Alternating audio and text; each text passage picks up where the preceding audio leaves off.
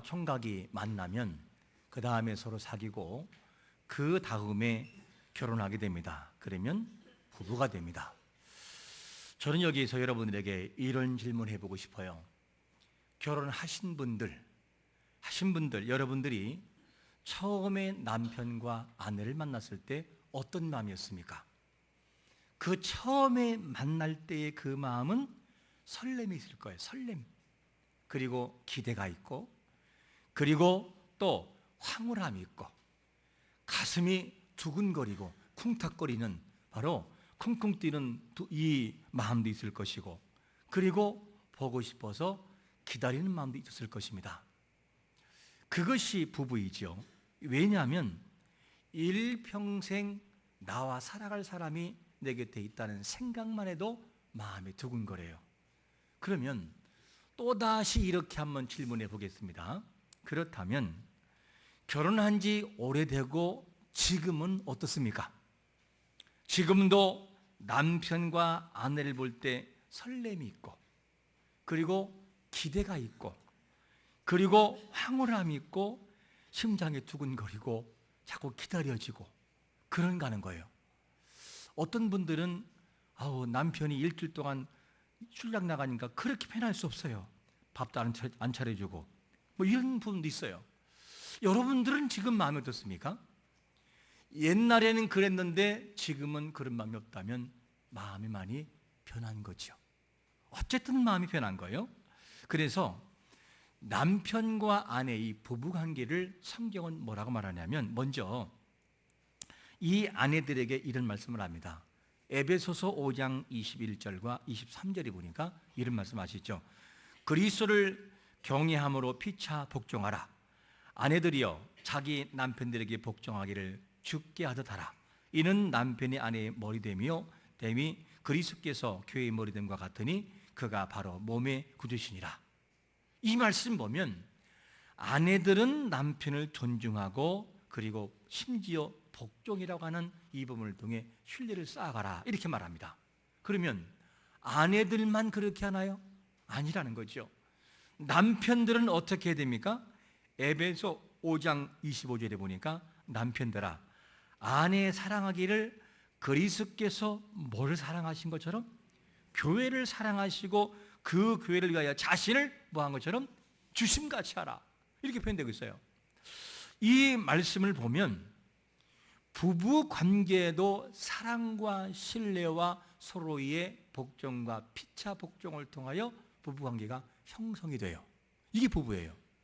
여러분, 이 아내와 남편의 둘중을 놓고 바라볼 때 모두 다 함께 서로 존중하고 신뢰하지만, 사실 따지고 보면 남편이 아내를 더 희생하고 사랑하는 마음에 짓따라오는 걸 알 수 있어요. 왜 그러냐?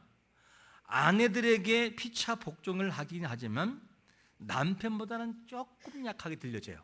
왜 그러냐? 아내들에게 요구하는 것은 뭐냐면 주께 하듯 복종하라, 이런 부분을 쓰고 있어요. 그런데 남편들에게는 뭐라고 하냐면 복종으로 끝나는 것이 아니라 그리스도께서 교회를 사랑하시고 그 교회를 위하여 자신을 주심같이 하라. 뭐가 크냐? 사실은 남편들의 헌신과 사랑이 더 커야 돼요. 아내들은 복종이라는 헌신을 했다면 남편들은 심장을 빼줘야 돼요. 그냥 주님처럼 자기를 완전히 십자가에 못 박은 주님처럼 교회를 사랑하는 것처럼 사랑을 해야 된다라고 하는 좀 더 강한 메시지가 담겨져 있어요. 여러분, 한 가정에서의 부부도 이렇게 신뢰와 사랑이 있어야 된다면, 그렇다면 하나님과 우리와의 관계는 어떠할까? 하나님은 우리의 생명을 살리시기 위해서 자기 자신을 주신 그런 분이셔요. 그 하나님과 우리와의 관계는 대단한 관계이죠. 우리 하나가 세워지고 창조되기까지는 삼위 하나님의 귀한 협의와 그리고 상의가 있었어요. 성부, 성자, 성령 하나님은 삼위 하나님이신데 완전한 각각의 인격이 있어요. 완전한 하나님이시면서도 완전한 인격이면서 하나이셔요. 이분들께서 하나님께서 삼위 하나님의 협의를 통하여 사람을 만드셨어요.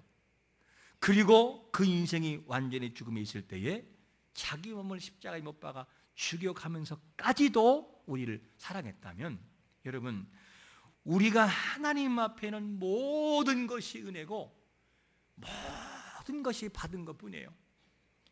내가 하나님께 드린 것보다는 하나님 나에게 쏟아 부은 것이 우리를 완전히 뒤엎어버려요. 그게 하나님의 사랑이죠.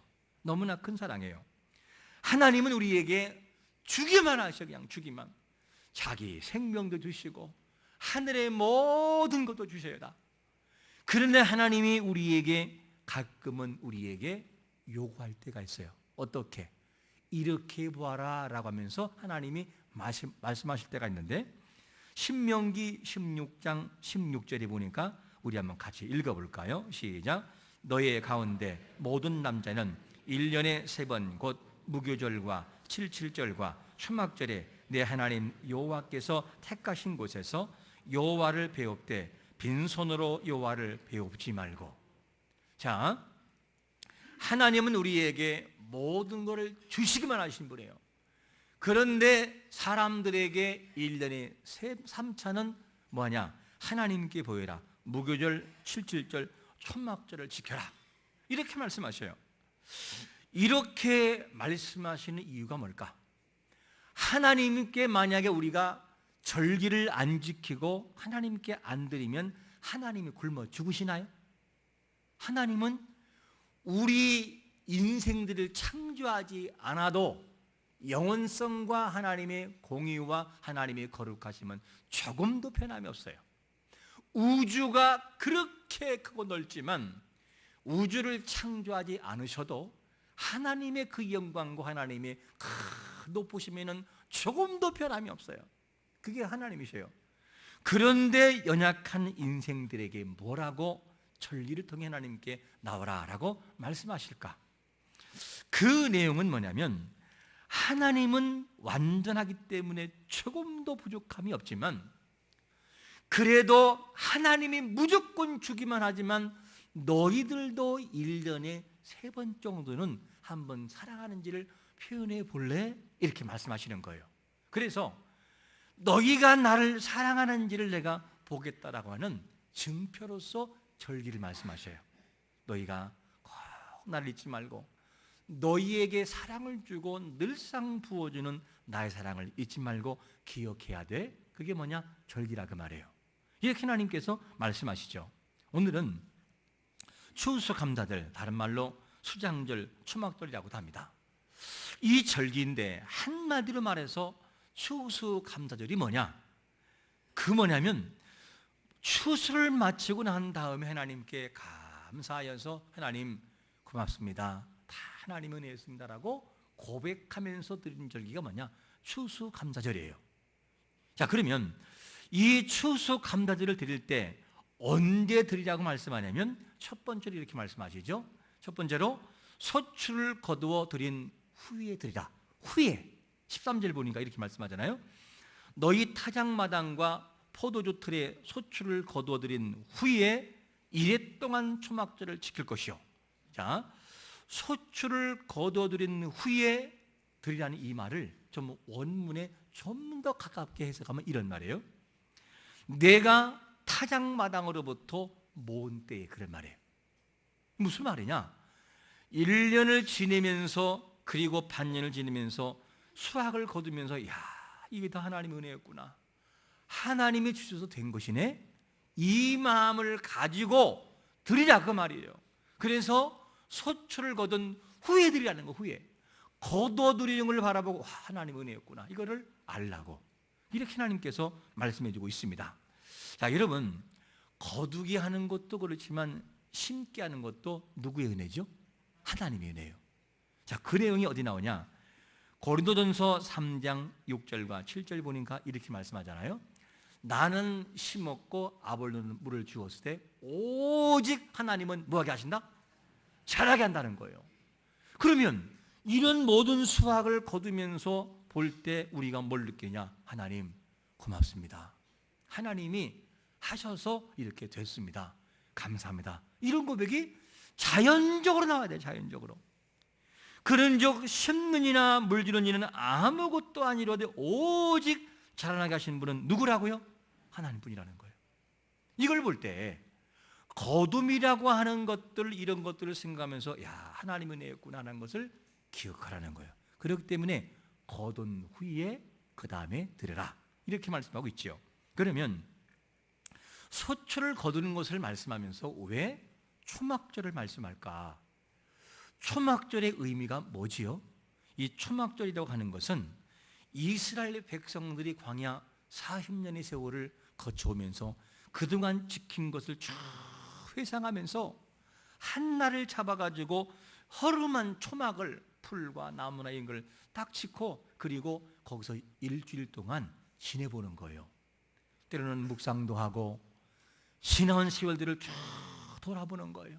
돌아보면서 하나님의 은혜였구나. 하나님 그 홍해 사건 속에서 하나님이 역사하신 거 나의 힘이 아니고 하나님의 은혜였습니다. 모세에게 이거를 들으라고 할 때 바다가 갈라지는 그 현장 주여 하나님 당신이 하셨습니다. 그 먹을 것이 없는 광야에서 만나를 내리시고 메추라기를 주심으로 우리가 굶주리지 않고 이 땅에 들어온 하나님의 은혜였습니다. 모든 것이 내입니다라고 지나온 세월들을 회상하면서 바라보는 것이 초막절이에요. 여러분 왜 그렇게 하냐면 지나온 시간, 지금의 추수와 함께 뭘 바라보는 것이 감사절이냐? 지나온 세월을 더듬으라는 거예요. 뭐가 감사한지. 우리는 현재만이 아니라 뭘 감사하느냐? 현재를 중심으로 지나온 세월들을 회상해 볼 때 감사가 나와요. 그 속에 뭐가 나오느냐? 앞으로의 감사도 또 나오는 거지요. 그러므로 내 눈앞에 보이는 그 현실적인 부분만 바라보고 불평하지 말고 불평을 잠시 접어두고 과거로 돌아가 보세요. 내가 어떻게 살아왔는지. 여러분들이 어떻게 인생을 살아오셨습니까? 이 초막절을 바라보시면서 우리는 어떻게 살아왔는지를 봐야 돼요. 나는 어떻게 살아왔는가? 과거를 돌아볼 때 어떻게 내가 태어났고 어디서 태어났고 나의 어린 시절과 모든 삶은 어떻게 살아왔는가? 어린 시절 이야기하면 어떤 분들 중에는 너무너무 기분 좋은 사람이 있는가 하면 생각하기도 싫은 너무나 마음이 아픈 사람도 있을 거예요. 왜? 너무나 고생스러웠으니까. 그런데 중요한 것은 뭐냐면 그 삶에 걸어온 흔적들이 고난과 아픔의 발자국에 찍혔어도 그 걸음을 인도하시는 이는 하나님이라는 거예요. 사람이 능력이 있어 온 것이 아니라 그분의 인도하심 속에서 걸어왔다는 것이죠. 그거를 어디서 확인할 수 있느냐? 요셉의 삶을 통해서 확인할 수 있어요. 요셉이라는 인생은 참으로 힘들었지요. 출발 자체는 아버지와 함께 있을 때는 행복했지만 그가 미움받아 형들에게 팔리고 난 다음에는 그는 여러 가지 고난을 받아요.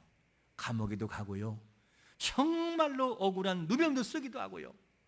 그 다음에 애굽의 총리 왕 다음으로 가는 총리가 됐어요. 이 상황에 있을 때에 형들이 요셉 앞에 섰을 때에 너무 놀라잖아요. 그리고 혹시 아버지가 돌아가시면은 자기들에게 형들에게 어떻게 할까봐 걱정을 할 때에 요셉이 뭐라고 합니까? 창세기 45장 8절에서 뭐라고 말하죠? 그런즉 나를 이리로 보낸 이는 당신들이 아니라 누구라고요? 하나님이다. 보세요. 요셉의 고난의 발걸음이 하나하나가 힘든 부분이 있었고 너무나 고난과 감옥과 억울함이 있었지만 그 걸음을 인도하신 이는 사람이 아니라 하나님이었다는 거예요. 이걸 고백합니다. 그러므로 감사절을 지키면서 우리가 기억할 것은 뭐냐면 현실을 중심으로 과거를 살펴보아라. 뭐처럼? 초막절처럼. 초막을 짓고 과거를 회상하면서 바라보듯이 너의 인생을 바라보아라. 그리고 현실이 감사한 것인지 아닌지를 한번 바라보아라 그러면서 수확하는 걸 바라보고 과거도 함께 회상하라는 거죠. 여러분, 과거와 함께 현실을 바라보고 과거와 현실을 더 함께 믹스해서 미래를 바라보고 감사하는 것이 믿음의 본질인 것을 믿으시기를 축원합니다. 이런 감사가 나와야 한다는 거지요. 이 굉장히 중요한 부분이에요. 그래서 구슬 하나하나를 꿰어서 다 연결해 보면 하나님의 인도가 있었음을 인정하지 않을 수가 없어요. 하나님의 내용에 너무너무 감사한 은혜죠. 여러분, 우리가 이런 은혜를 생각하면서 많은 걸 생각해 봐야 돼요. 다양한 적용을 해봐야 돼요. 왜 우리는 부부로 가정에서 만났을까? 그리고 왜 우리의 가정에 우리가 볼 때는 내가 볼 때는 내 가정이 마음에 안 드는데 왜 하나님이 내 가정을 통하여 자녀를 배출했을까? 하나님이 무슨 뜻을 가지고 있을까를 회상해 보세요. 반드시 뜻이 있어요. 여러분, 우리의 가정이 있음을 감사하시고 그리고 부부에게 감사하고 자녀에게 감사하고 우리 모두에게 감사하는 성숙한 믿음을 소유하기를 축원합니다. 이런 감사가 필요하죠. 그러면 이 추수감사를 바라보면 사실은 인생의 전반에 걸쳐 감사가 나와야 되는 거죠. 감사하기는 감사한데 이 추수감사절에 누구와 함께 이 절기를 즐거워하냐? 하나의 주신 명령이 뭐냐면 신명기 16장 14절에 보니까 이런 명령을 주십니다. 우리 한번 같이 읽어보겠습니다. 시작. 절기를 지킬 때에는 너와 내 자녀와 노비와 내 성중에 거주하는 레위인과 객과 고아와 과부가 함께 즐거워. 이 내용을 보면 여기에 언급하는 사람들은 참으로 어려운 사람들이 많아요. 여러분, 잔치를 할 때는요 거기에 걸맞는 사람들 초청해요. 요즘에 젊은 아이들이, 초등학생들이 친구를 초청할 때는요 아무나 초청하지 않아요. 누구 딱 집어도라 그래요. 거기서 소외당하면 기분 나빠요. 자, 하나님께서 오늘 본문에서는 뭐라고 하느냐? 너희들이 이 절기를 지킬 때는 고아와 과부와 레위인과 객과 성지인과 하는 사람들과 내 자녀와 이런 사람들과 함께 즐거워하는 거죠. 아니 그러면 왜 이런 사람하고 즐거워하라고 하느냐? 그리고 이런 말을 하면 이렇게 질문할 수 있어요. 하나님, 저는 못하겠습니다. 제 지금 사정이 감사할 사정도 아니고 감사할 조건도 아니고 지금 죽을 맛입니다. 감사 못하겠어요. 그러면서 하나님께 항거하는 사람이 있을 수 있어요. 진짜 그럴까? 정말 내 인생 속에 감사할 것이 없을까? 우리는 지금의 현실이 어려워도 감사해야 돼요. 왜인지 아십니까? 왜 감사한 줄 아십니까? 두 번째로 이런 답을 주기 때문이에요. 여호와께서 뭘 주신다고요? 복을 주실 것이기 때문이에요. 그 내용이 15절에서 이렇게 말씀합니다. 내 하나님 여호와께서 택하신 곳에서 너는 이레 동안 내 하나님 여호와 앞에서 절기를 지키고 내 하나님 여호와께서 내 모든 소출과 내 손으로 행한 모든 일에 복 주실 것이니 너는 온전히 즐거워할지니라. 복 줄 거니까 즐거워하라. 이렇게 말하는 거죠. 이 말을 원문대로 이 개역성 말고 원문에 든 동사를 살펴보면 무슨 말이냐? 동사가, 복 준다는 동사가 그가 너를 복 주실 것이다. 그가 누구예요? 여호와가, 너를 부른 여호와가 너에게 복 주실 거야 라는 단어예요. 이 단어가. 그러므로 왜 우리가 지금 어려워도 감사하고 즐거워해야 될까 하는 거예요. 질문이 뭐냐면 이 질문은 바로 하나님께서 우리에게 복을 주실 것이 확실하기 때문에 지금 어려워도 지금 감사하며 살아가라고 말씀하고 있어요. 여러분, 지금만이 아니라 주실 것을 약속을 믿고 지금에서 감사하는 자가 되시기를 축원합니다. 그게 뭐냐면 추수감사절을 지키는 사람들의 모습이라는 거죠. 그러면 하나님께서 우리에게 지금 안 채워졌어요. 그래도 감사하세요. 왜냐? 올해 안 줬으면 내년에 하나님이 줄 수 있고 올해 안 줬으면 내년 전반기나 후반기에 줄 수 있어요. 그리고 우리가 감사할 것은 뭐냐면 현재 감사가 없으면 다음의 미래에는 하나님 감사를 줄 수 있어요. 왜? 약속이기 때문에 그가 너에게 복 주실 것이다. 주신다고 약속하고 있기 때문이죠. 이 모든 감사가 중요한데 사실 우리 자신들이 살펴보면 지금의 감사보다 과거에 돌아가서 회상해 보면 더 감사가 많아요. 지금보다 더 감사할 주권들이 많아요. 그런데 우리는 뭐라 하죠? 좁은 시각을 가지고 하나님 왜 이렇게 됐어요? 왜 그렇게 나에게는 고난이 있습니까? 그러면서 요것만 바라보고 불평하고 원망할 때가 있어요. 더듬어 보고 과거로 돌아가면 너무나 감사한 것이 많은데 이 감사를 몰라요. 너무나 감사를 쉽게 잊는 경향이 있습니다. 1860년 9월 8일 오후 2시경에 일리노이스 미시건 호수에서 이 증기선끼리 충돌했어요. 다른 말하면 배들이 충돌했는데 얼마나 세게 충돌했던지 배가 박살나고 말았어요. 이 충돌한 다음에 그 다음에 이 배에 몇 명 타고 있었느냐? 승객이 279명. 그런데 이 배가 끼어지면서 침몰하면서 구명정을 오른 사람 외에는 다 죽었어요. 이런 사건이 있을 때 그때 그날 밤 그 근처 대학 기숙사에서 있었는데 어느 기숙사냐? 노스웨스턴 대학의 학생 에드워드, 바로 스펜서라는 학생이 잠을 자고 있다가 막 소리가 나는 거예요. 살려주세요 하는 소리가 있어서 깨보니까 배가 충돌해가지고 사람들이 허우적거리고 있는 거예요. 그래서 물에 뛰어든 다음에 6시간 동안 이 스펜서가 헤엄을 치면서 사람들 구했어요. 6시간 동안 몇 명 구했느냐? 17명을 구했어요. 제가 사람을 구해보니까 2명 내지 3명 정도 구하면 거의 아웃돼요. 너무나 지쳐요, 사람 구하는 게. 그리고 이 스펜서가 계속 사람을 구할 때에 배가 끼어지면서 파편이 막 물이 올라오면서 살을 막 찢었어요. 피투성이가 되고 나중에는 한계 상황돼서 스펜서가 기절해버려요. 그리고 병원으로 가서 그 사실을 알았을 때에 이 미국의 전 지역에 대서특필됐어요. 이런 훌륭한 사람이 있다. 그러면서 이 사람을 영구적으로 기록해서 기념하자라고 해서 이 사람을 기념한 것이 뭐냐면 학교에 세웠는데 바로 이런 사진이에요. 앞에 보시면 바로 이 사진입니다. 잘 안 보이겠지만 위에 있는 판들에 새겨진 것은 파도가 치는 것처럼 물결이고 그 밑에는 영어로 쭉 있어요. 영작을 해보니까 맨 마지막에 질문이 거예요. 당신은 최선을 다하십니까? 이런 질문이더라고요. 여러분, 이렇게 사람을 17명을 구한 다음에 이 스펜서가 어떻게 되느냐? 평생 휠체어를 의지해야만 됐어요. 그때 다친 상처 때문에. 그리고 또 한 가지 아픈 것이 뭐냐면 17명을 구해줬는데 단 한 명도 스펜서를 찾아온 사람이 없었어요. 그게 더 아픈 거죠. 무슨 말이냐? 고마움을 모르더라는 거죠.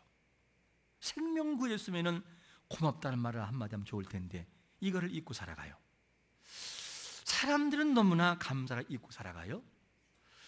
지금 여기서의 이 모습만 바라보고 지나온 세월에 받은 은혜가 너무나 많은데 이거를 까마득히 잊고 원망하며 살아가요.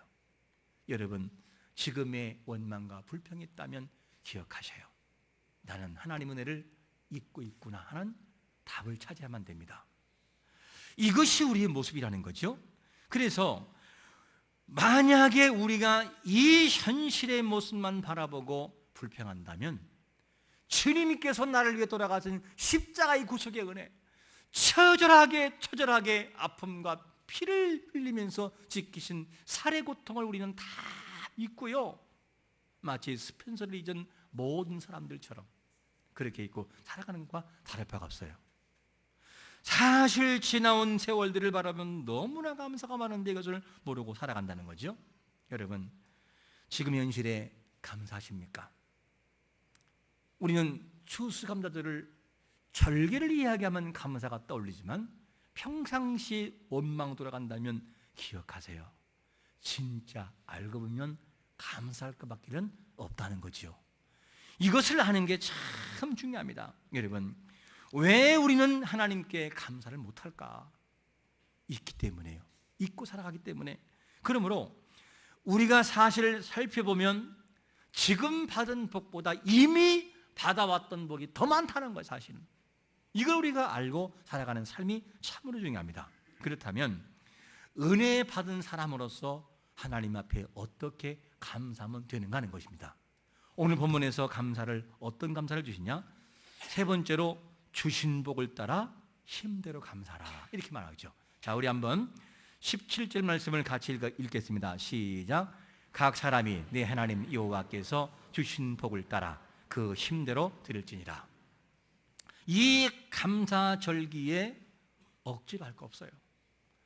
나에게 느껴지는 감사, 남들 눈치 볼 거 없습니다. 내가 느껴지는 감사, 크면 크게 하면 되고 적으면 적게 하면 되는 거예요. 하나님 그를 받으셔요. 그러므로 진정한 고백의 감사가 나올 때 하나님이 기뻐하지, 형식적인 감사는 하나님이 기뻐하잖아요. 내 마음에 감사와 감격이 머물렀다면 하나님 옆에 저절로 감사가 나와요. 그런 감사를 하라고 우리에게 명령하고 있습니다. 여러분, 빈손으로 배우지 말라라고 하는 것은 뭘까?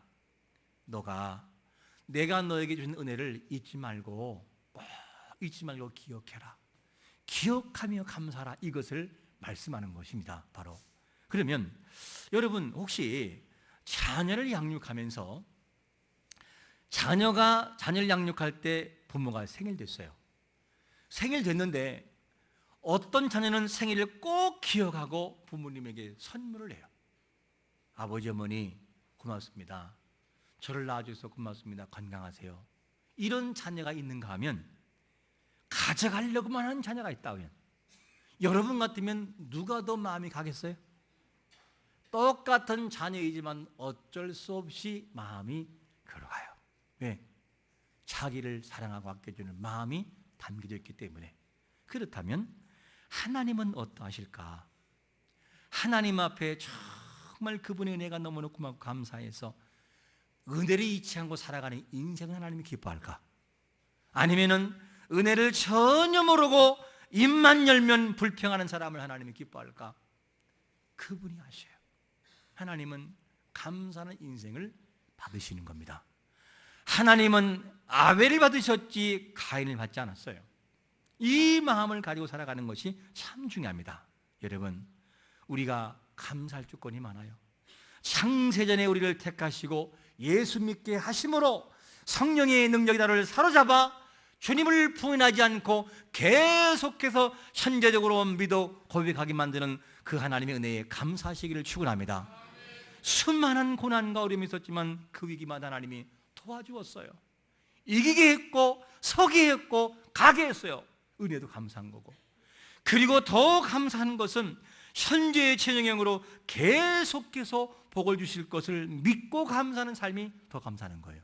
여러분, 추수감사절을 맞이하면서 입술 속에서 정말로 성숙한 감사, 고백의 감사를 통해서 하나님을 찬양할 수 있는 복된 성도가 되시기를 예수 그리스도의 이름으로 축원합니다. 아멘. 기도하겠습니다.